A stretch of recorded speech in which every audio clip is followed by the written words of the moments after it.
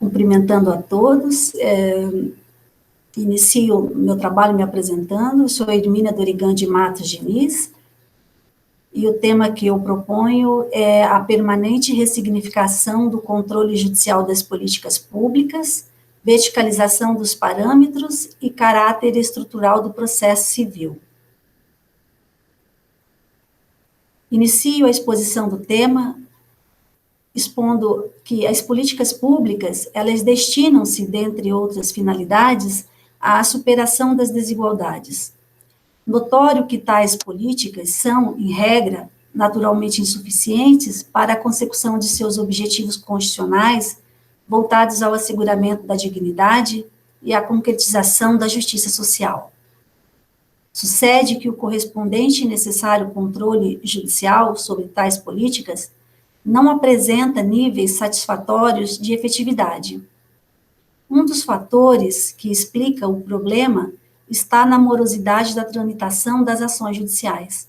Outro óbice, não menos relevante, atribui-se à complexidade inerente às tutelas coletivas, especialmente aquelas dotadas de intensa litigiosidade, passando pela necessidade de enfrentamento de questões como as de planejamento, orçamento, com os consequentes remanejamentos de recursos e admissão de pessoal, o que contribui para que o provimento jurisdicional nem sempre seja o que melhor resolve a lide.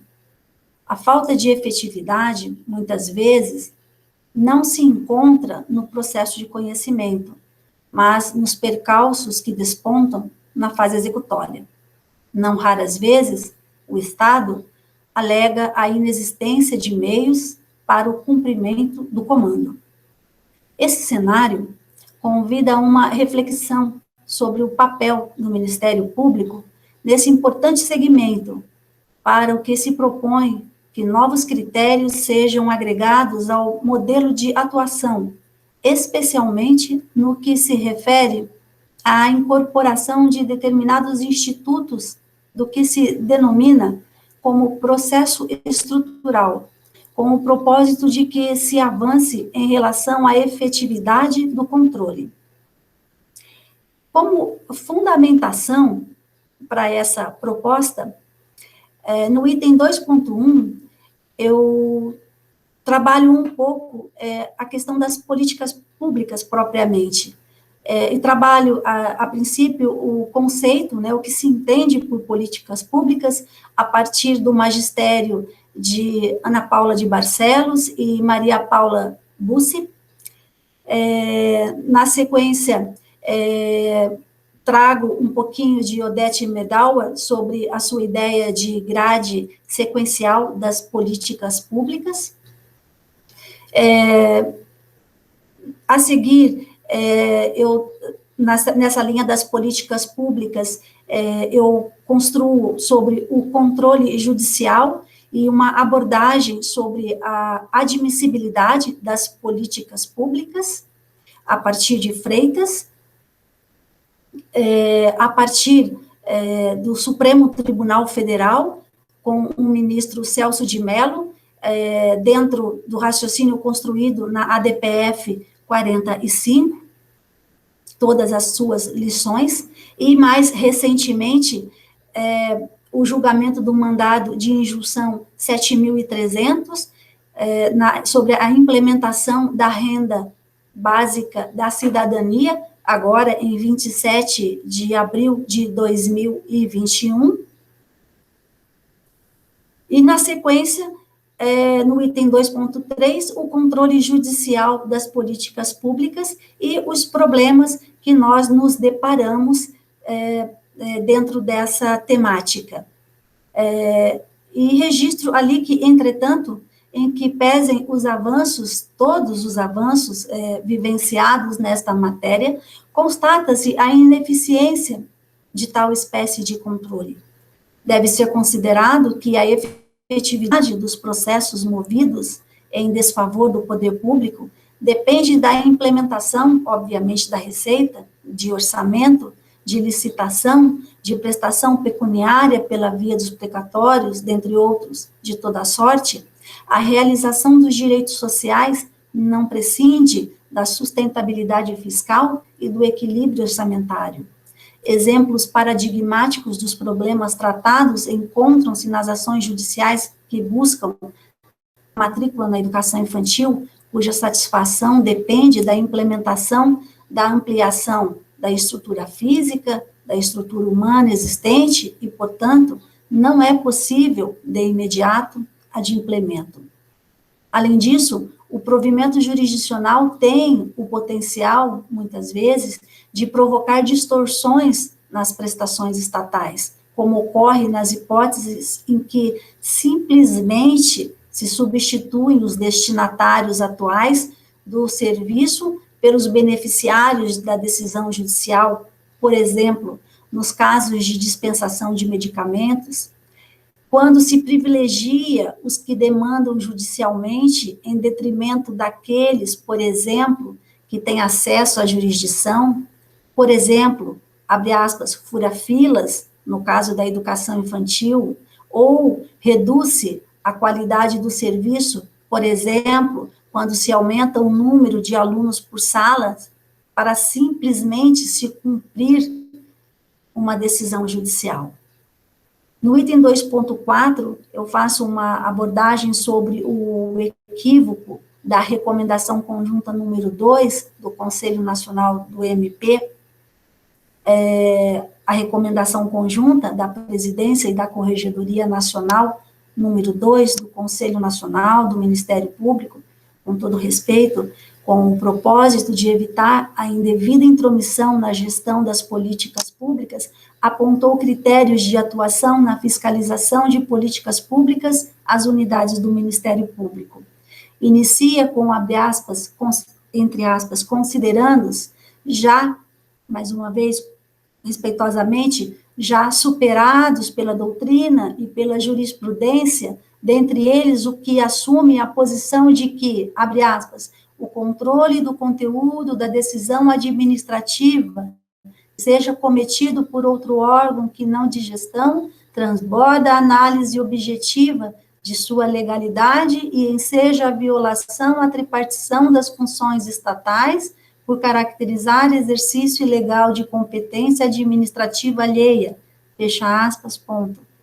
Trata-se de retorno amargo à década de 70, que desconsidera avanços teóricos em matéria de controle e diminui o Ministério Público, ao afastá-lo do cumprimento de seu dever constitucional.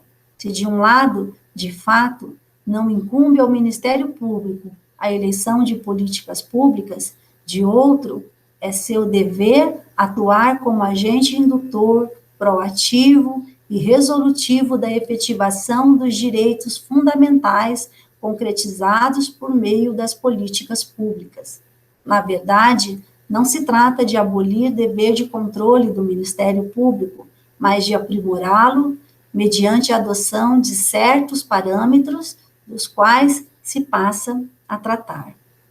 No item 2.5, eu trato do controle judicial das políticas públicas e de modestas propostas de avanço que eu passo, então, a tratar. Para a superação dos óbices existentes, então, algumas propostas devem ser, então, examinadas conforme a seguir, então, pontualmente podemos analisar. Uma delas, o afastamento fundado e exaustivo de eventual alegação da reserva do possível, especialmente em contexto de crise fiscal. Então, trago ali algumas considerações de Daniel Sarmento, nesse sentido. Então, considera-se, quanto a esse aspecto, que as restrições orçamentárias constituem-se em destacado óbice aos comandos judiciais voltados a interferir nas políticas públicas, sendo esse o ambiente para a verificação dos dilemas de alocação de recursos e de mediação orçamentária, para que se evite frustrações nos projetos de concretização dos direitos fundamentais, ou mesmo a obtenção de sentenças favoráveis, porém inexequíveis, porque em descompasso com a realidade. há que se ter em mente que os orçamentos públicos têm por finalidade a apresentação de estimativas de receitas e as correspondentes autorizações para a realização de despesas. Logo, porque é no processo legislativo orçamentário, de iniciativa do chefe do Poder Executivo, que são estabelecidas as escolhas trágicas. Deve haver ênfase na atuação do Ministério Público nesse espaço, de forma que seja plenamente exercido o controle sobre as decisões alocativas de recursos. Busca-se, com isso, a perfeita compreensão das plurimas opções de pactuação no exercício das competências administrativas, para que, assim, possa ser verificada a pertinência e mesmo a legitimidade para eventual intervenção. Importante contribuição nesse sentido adveio das recomendações do CNMP 44 e 48 de 2016, que indicaram frentes de atuação ministerial no controle das despesas mínimas em saúde e em educação. Outro ponto, a análise pormenorizada da relevância do direito que se está sendo preterido pela insuficiência da política pública, pois apenas o denominado mínimo existencial pode ser oposto à reserva do possível. E, na sequência, a verificação do posicionamento do controle interno e dos órgãos de controle externo. Faz-se aqui alusão ao dever de motivação do administrador público. Outro item, a democratização do processo. O que se está a tratar aqui são os mecanismos de participação social nas decisões, ou seja, um novo processo de natureza dialogal, né? Um processo com contraditório e cognição ampliada. O contraditório visto como um direito de efetivamente influir no convencimento do juiz, né? Aqui não se pode limitar a partes de um conflito abstrato.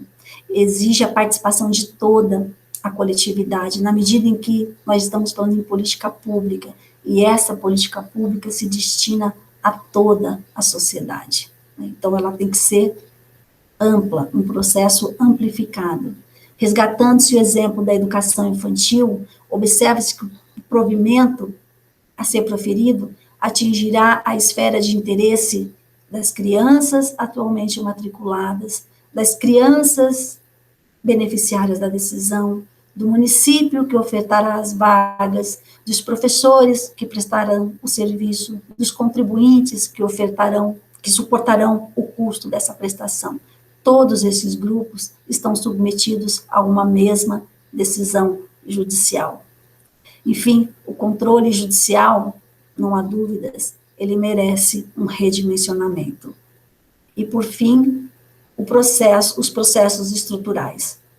É um outro item a ser contemplado nessa discussão. O processo estrutural, ele se presta a definir a transição de uma situação de insuficiência para um controle mais desejado. Ele deve, portanto, identificar o problema estrutural, que termina com uma sentença estrutural, e, após, parte para a estruturação. Então, este é um terceiro e último ponto que também está a merecer esse redimensionamento e essa nova observação pelo Ministério Público. Enfim, todos esses aspectos absolutamente pertinentes devem ser incorporados ao controle judicial das políticas públicas. Encaminhando para a conclusão, o controle das políticas públicas pelas vias extrajudicial e judicial é dever constitucional do Ministério Público. O aperfeiçoamento desse controle recomenda a verticalização dos aspectos orçamentários envolvidos, a demonstração da relevância do direito tutelado, o exame criterioso da motivação da administração pública, a democratização da decisão do Ministério Público e a utilização das ferramentas do processo estrutural. É essa a proposta que se submete à apreciação de Vossas Excelências. Muito obrigada.